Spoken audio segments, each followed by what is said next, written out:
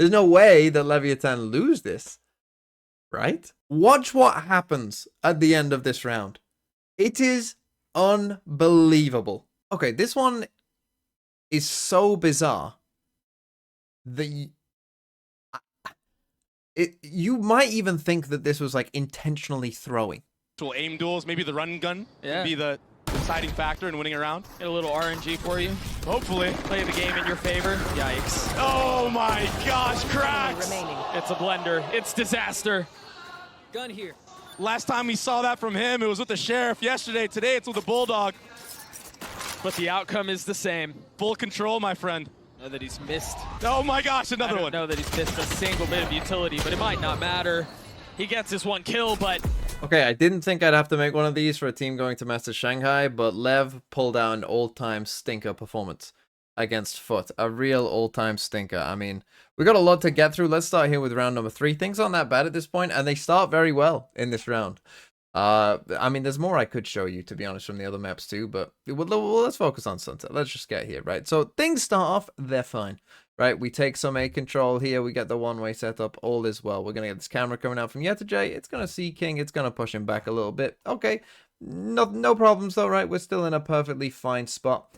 King is actually going to get back onto this line just here. And now, Foot, they decide to come in, you know, for kind of a bit of a beast split here. Breach stun, you know, Omen Flash, all of that. But what we're going to see is as they come in, we get a really nice counter stun. The cage goes up to separate At Captain from the rest of the team. And just the very tail end of this, Mazino's going to catch At Captain with the stun from across on A, right? So, nice stuff from Lev. Good reaction, you know, good counterplay, and they get the kill off this stun, right? They see him, they spam him through the box. Good stuff. You know, good stuff there from Leviatán. They get pushed back, but that's fine. And now Tex does this. Wow, right? Wow, okay. We're in a fine spot. You're probably at this point wondering, like, why is TMV showing this round of, you know, this video that's going to be about Lev playing poorly? Like, why show this round? Well, you know, it's a 5v2, right? It's a 5v2 against a bonus buy, right? Like, there's no way that Leviatán lose this, right? Such a distance. How much more can they find? They've thrown the brakes on this round. Yetajay and Mr. Fallen with so much to do, and yeah, it's just gotten a little bit easier, and that's now 2 down. You have to imagine those are 2 guns they're going to want going into that next round. Nobody else right now wants to go down for Lev. Otherwise, I mean, they're not going to really have much of a buy. Yeah, it gets really messy there. But they're going to be slow picking mid by themselves. The first one falls. Yetajay with 56 HP, now left in that 1v3 with Outlaw in hand still. They found my wire. And I like the way they're playing this. It's very disciplined. They're not swinging into him. They even drop the paranoia, but King's position given away. Full between his eyes. That was a nasty shot from Yetajay. Sitting at 4-0 already. Whoa! He's gotten high ground, and he's gotten it down to 1. Calm has to pull this off on his own. He can also just be patient with it. He's got to take the fight! And he lands that shot, the Red Bull clutch for Foot. Yeah, not a great start. Okay, we're in a 5v2, right? These 2 are swinging out. They do have a high-low, you know, I mean, obviously we know what happens, so you could be like, oh, why would you take, you know, a 2v2, you know, where, you know, you're kind of in committed positions. Why would you take a 2v2 and a 5v2? I mean, yeah, sure, we know that, but okay, whatever, right? This is like whatever. Okay, the first guy dies. This is where it starts, really. The first guy dies, we're in a 4v2, sure, a lot of people play this 5v2 too aggressive, sure, whatever, right? Like, whatever. But Tex's decision here is kind of what starts this all off, right? Where our teammate has just died. Okay. Normally, this is like the point where you go, okay, guys, let's stop trolling, right? Let's not troll anymore. Let's just play safe. Let's make sure we win the round. But he decides instead to do this. Now, he doesn't know exactly where Mr. Fallen is. I understand he's got those 2 kills before, and he's hit some nice shots already in this round, so I understand it to an extent. But still, this is crazy. Right? I mean, you know, obviously it's too much. Just takes a 1v1 and a 4v2. You know, what can you do, right? What can you do?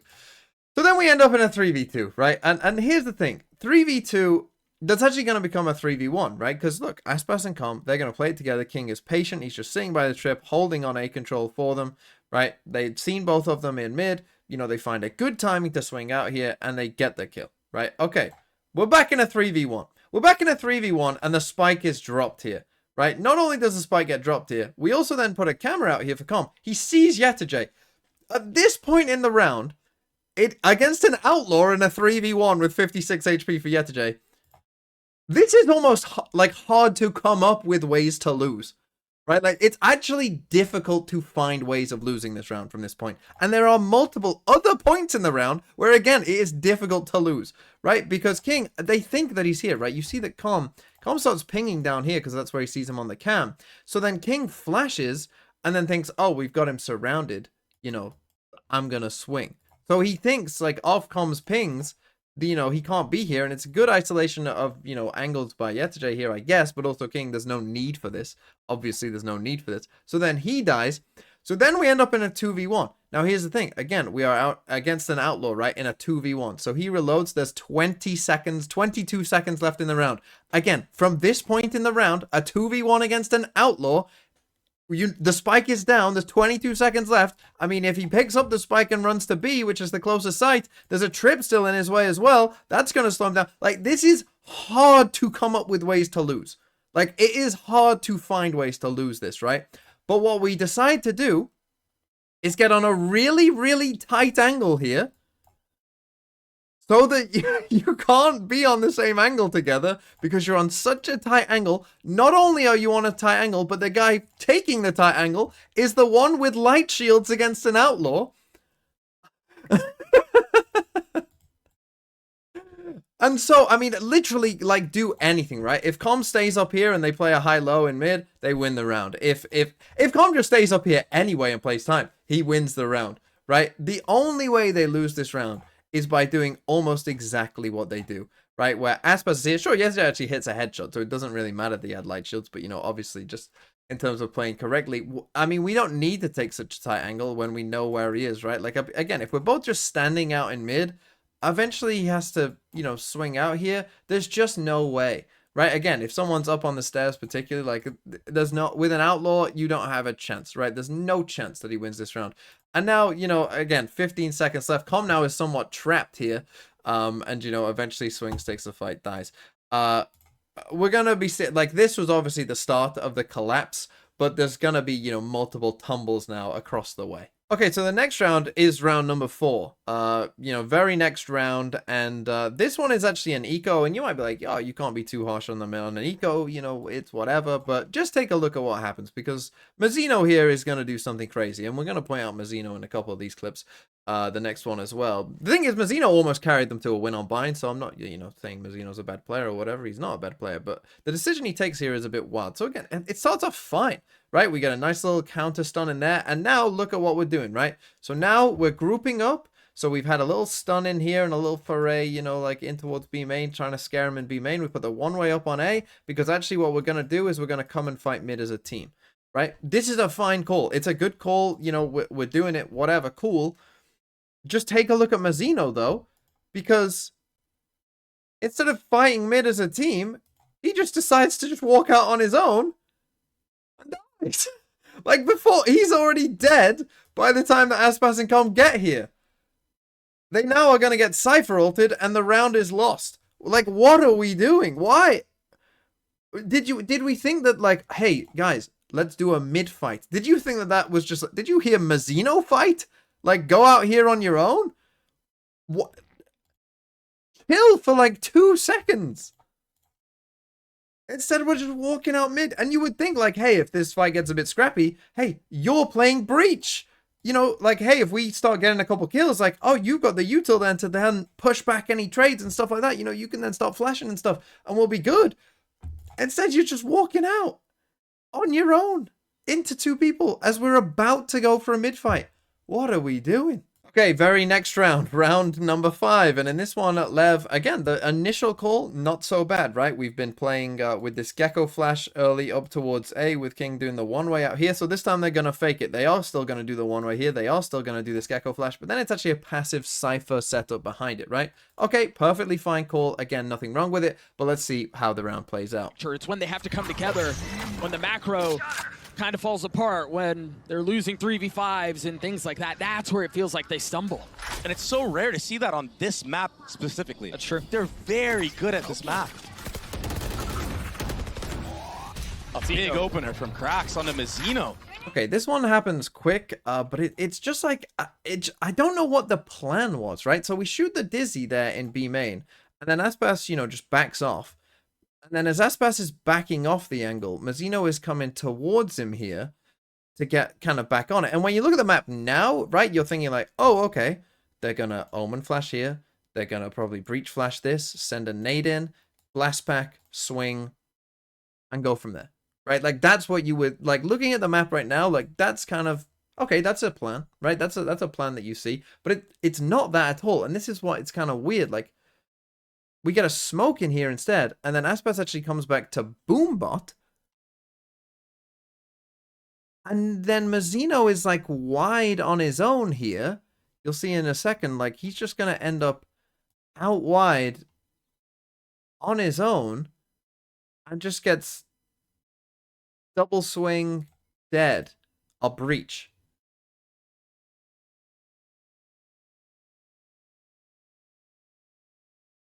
I don't understand. Like, this is not a position that you often see a defender's X, is all I'm gonna say. Okay, next one here, literal next round, round number 6. This is off a timeout. Let's see how this one goes. Where he plays that Sentinel role, that Cypher. I feel like he does a really good job of playing off the trips, knowing when to not play off the trips and give sight. Yeah, he really hasn't had a chance to do that quite yet, though. But this could be a really good opportunity for them. Yeah, for him to shine, for him to lean into his utility and try to create some advantages his way, his team's way. Meanwhile, the rocket triggered, fired off, no kills found. Okay, again, a very confusing one here from Leviatán, in my opinion. Just from the initial setup, right? We got a super deep Cypher setup here. And, you know, again, we're trying to, like, bait them in maybe with this Gecko Flash. You know, we've shown this a lot. But it looks like, okay, we're playing passive here on A, right? And that makes sense, right? They've got a Raze ult. So we want to avoid this Raze ult. Cool, whatever. So we do the little flash. You know, we pick it up. And then Tex runs away, right? Because we're playing passive here. In the meantime, we've done a one-way B main. And Aspas has pushed into B. Obviously, he's not seeing anything. So we've rotated across. All is well, right? We're in a good spot. But now, take a look at these two. Because this is something I just don't understand.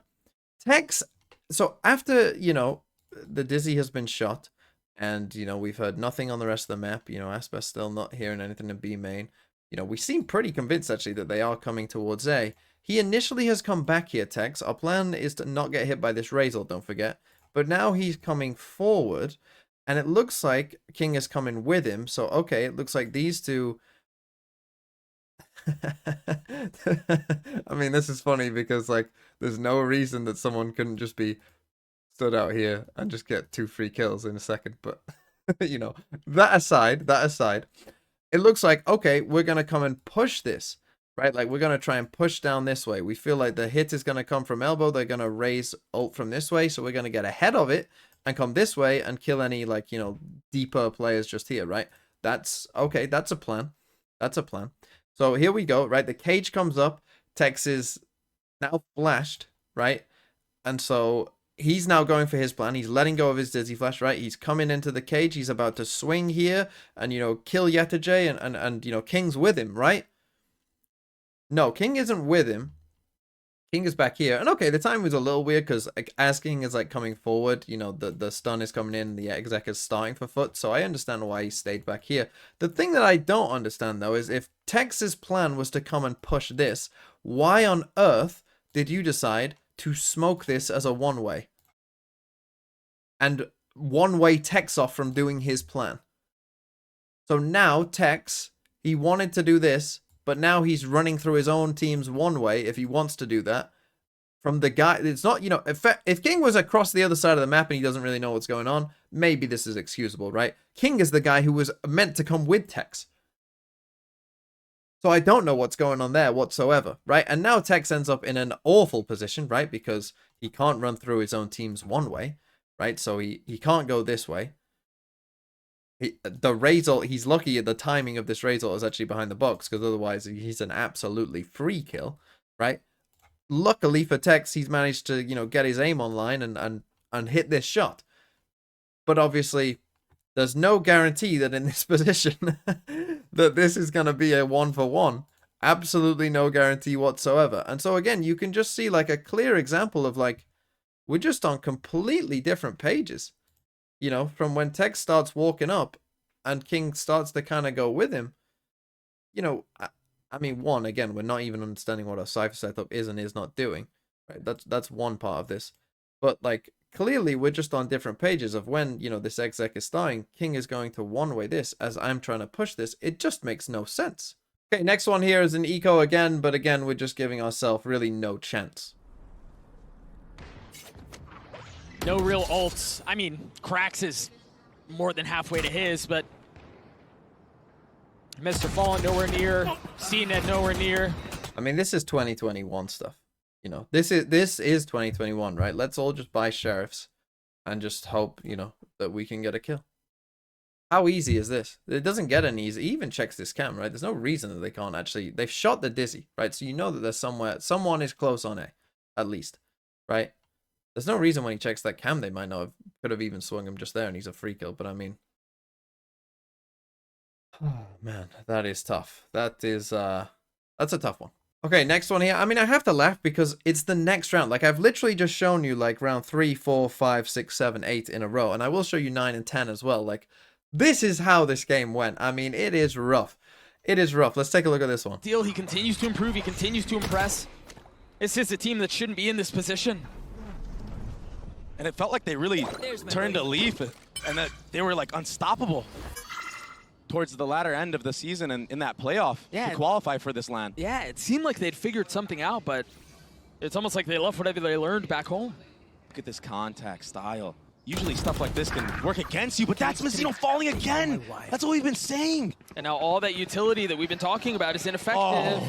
Wait a second. This is dirty. He's waiting for the other. Okay, so this one you might think that I'm showing it for the flank kill at the end, but I'm not. Right, I'm showing it for Mazino's death because it makes no sense.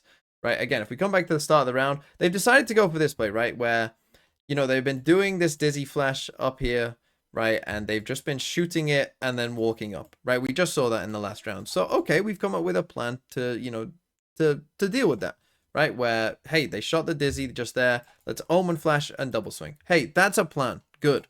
We came up with a plan that was a good plan, right? And okay, we got A main control. Yeah, we had to use an Omen flash. We got A main control. It's a small win, right? We have A main control. We see that there is no one A, right? So if you're Mazino here, you're thinking, okay, they're coming at me, right? Like, they're probably on my side.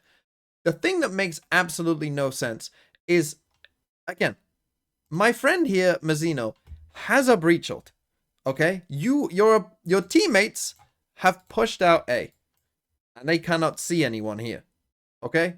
So, most likely, B is where they are going, right? Or at least where they are right now. So maybe they'll do a B exec. You have a breach ult. If they exec into you and you breach ult them, you will win the round. Why are you on this angle? You might be like, oh, well, he needs to get information whether they're on this angle, right? He needs to be on this angle. Why is he on that angle when Com has a camera here? This camera would see them if Com was on his camera right now. But he's not. And instead, Mazino, who has a breach ult, we are 7-0 down, is taking that angle on his own instead. Instead of this camera. Com has a trip here in mid for him, so he knows that he should be safe. On the camera right now. What is going on? This guy has a breach ult. We are 7-0 down. Unbelievable. And then I love this. I love this so much, this kill right here, because this is like, yesterday he has 2 people, so he has, you know, good trigger discipline here. He's waiting for the second. But of course, Lev are on such different pages at all times that he can only get 1 kill from this. Because we are just on different pages anyway of which way to go here as well. Right? This just makes me laugh. That he's waiting for Aspas as well, and Aspas never comes. That's also just the epitome of Leviatán in this map. Okay, next one, round number 9. And you know what? They actually don't do too bad in this one to begin with. We'll get to the end of the round, but the beginning isn't too bad. It's a little passive for my liking, right? We're playing like super deep here on A and whatever. Like it's a little passive for me, but it's whatever, right? We're 8-0 down. I understand we're a little scared. Sure, whatever, fine. But actually, as you'll see, we actually do a decent job here. We do a decent job of kind of stopping this initial hit here from Foot. Foot are going to go for kind of what looks like a B split. They're going to raise ult in here through market just now, and okay. We go 1 for 1, right? Not the end of the world. Hey, they got a raise up. We went 1 for 1.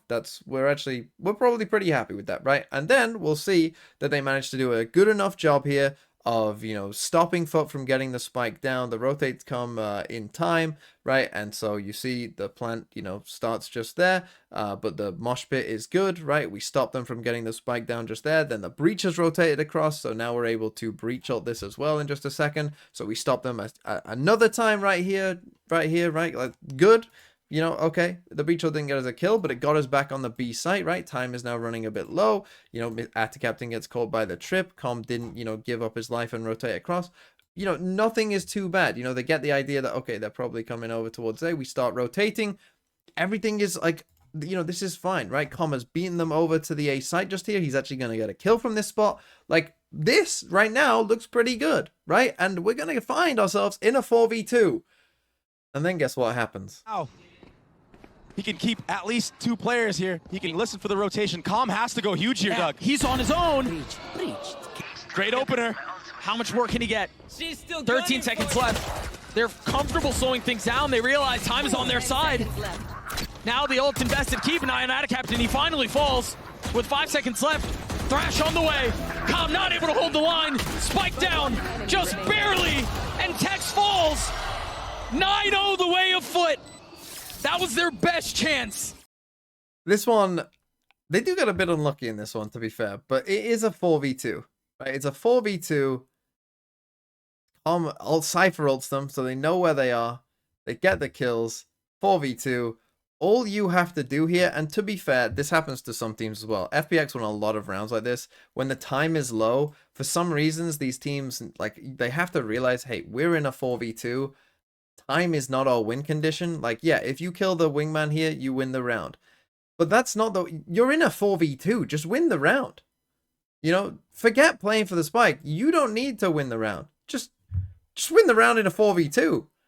You know, and I think that this is what happens to Com. He thinks like, oh, I'm going to win the round right here, right? So he ends up swinging. I mean, his teammates are almost there. They are so close to being there. But instead he swings just before they get there, right? The thing is as well, we are 8-0 down, guys. Like, use your ult, right? Just use the ult.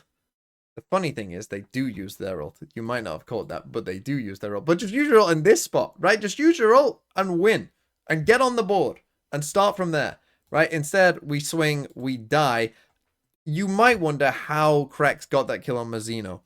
This is one of the luckiest kills you will ever see. I'm going to play it frame by frame for you. So Krex is shooting at Com, right? Here's him shooting at Com, and Com has just died. He then shoots that bullet. Whatever that is. In between these 2 frames, that happens.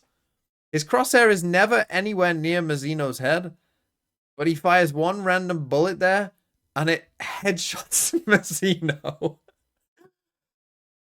So, okay, that is unlucky. I will say, though, even if that didn't kill him, Yetajay still has a chance to kill Mazino here before he kills either of these Foot players.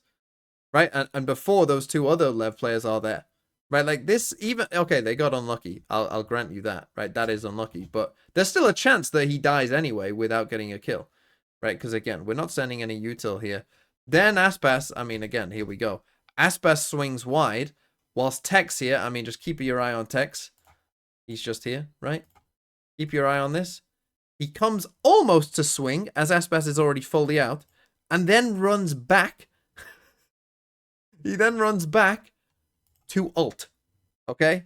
He ulted this. This is an ult. This is him trying to ult, and the ult gets off. You see the thrash just here. You see it on the floor as he dies. So we ult in a 1v2, but not a 4v2. And then the last one here, I understand we're 9-0 down, but guys, come on. So we're going for some aggressive play here, right? Aspas is going to blast back down here. We're going to smoke this off. We're going to stun. We're going to Omen Flash. We're going to hope to kill anyone in here, right? Okay, again, nothing wrong with that plan, right? The problem with the plan is what these two are doing over here. Because right, if we're going for an aggro play here, that means that you guys are chilling. You have a Cypher here. You put a Cypher camera, right? So as we go forward, right, here's Aspas. He doesn't see anyone. No one's there. Okay, they go in for an A hit. Unlucky. Calm actually is very slow to getting his setup up. Again, showing that, you know, we don't really know what we're doing. Again, King bought for Aspas here, but Aspas did not return the favor. We're on round 10, so now we have one guy with a classic as well, because of course we do, right? Of course that is what happens here. And so now what you'll see is the camera is going to see them and get shot, right? So the camera just gets shot just there. So what do these two decide to do? Okay, well, we've seen no one here. We've shown aggression here. So, of course, the normal call for most teams is to speed up into A here, because honestly, they might also think that the Gecko is over here, right? And that this is just Cypher alone. That would make sense, right? That would make sense. They do actually have two people here. But they decide, okay, we know that the majority of Foot are going to be here. Let's get aggro on them. Push this with one Gecko flash. Against 4 players. With a Guardian and a Bulldog. Surely that will work. Right now. Tex, the only shining star, gets taken out. But if you thought that that was the bad part in the round, is that's the reason that I'm showing this round, which is bad enough in and of itself, watch what happens at the end of this round. It is unbelievable. Once more going in favor of Foot. And another free bomb plant, man. This is such a showing right now. Krax will get a little bit closer to having his ult online.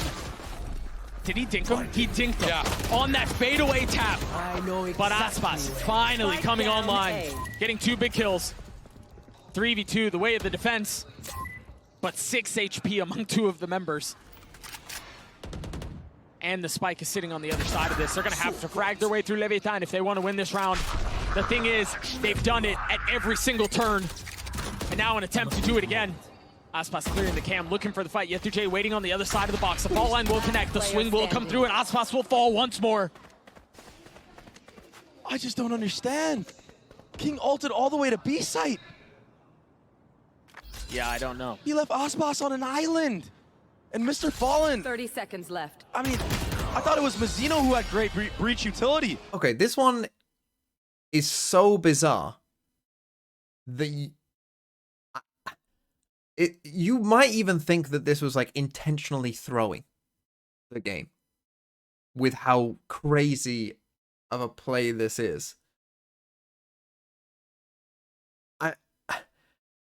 I mean, even Foot kind of trolled by not even trying to plant the spike with the wingman, by the way. I mean, that's the only reason that we get into this position. But then, I mean, like, if we just take a look at King, okay? Because here's the thing. He obviously must not know that they have the spike, despite it's being spiked down. And the fact that he stands on it and, you know, is right by it. He's the guy who's, like, literally right by the spike. And then the positions that they put themselves in, right, don't make a ton of sense if you didn't have the spike, right? Like, if you didn't have the spike down, you wouldn't do this smoke.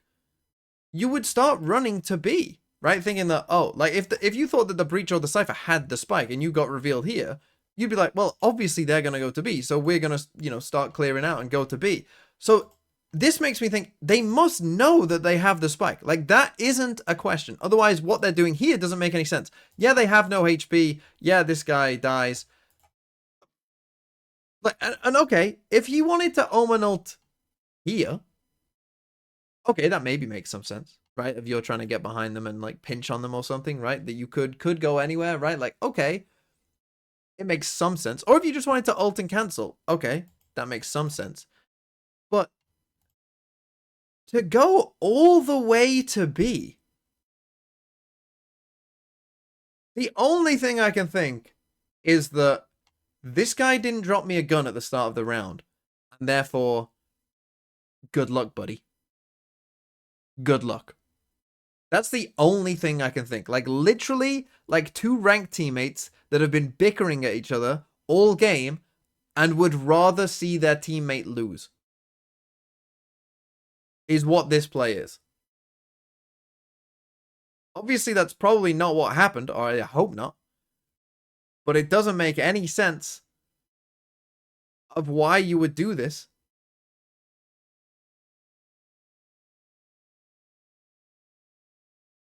I am genuinely lost. I am lost here. I don't think Foot had any idea what was going on, really. I think that just, he happens to swing into Mr. Fun. I'm sure they had no idea where he was either. If they watched that back, they must have been like, what the hell? He went to B? I mean, what on earth?